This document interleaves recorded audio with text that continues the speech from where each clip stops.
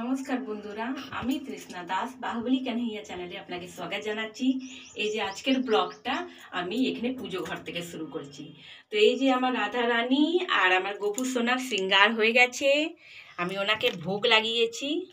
এই দেখুন শৃঙ্গারটা আপনি দেখুন,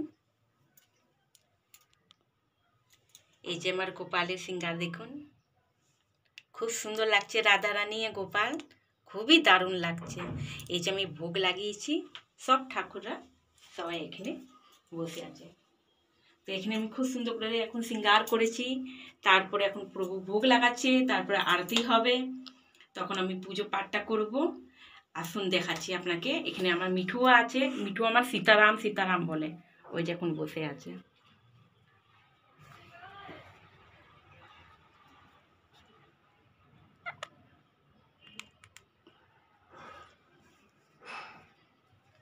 এই যে এ দেখুন, আজকে সিঙ্গারটা এত সুন্দর লাগছে আমি বলতে পারবো না, খুবই সুন্দর সিঙ্গারটা লাগছে, খুবই দারুণ।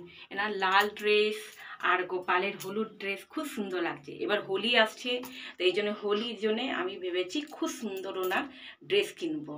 তা এখন তো নিইনি, কিন্তু তখন ভেবেছি দেখুন এখন কি কিনি ড্রেস, যা বলবে রাধা রানী, যা বলবে গোপাল সেরকমই ড্রেস কিনবো।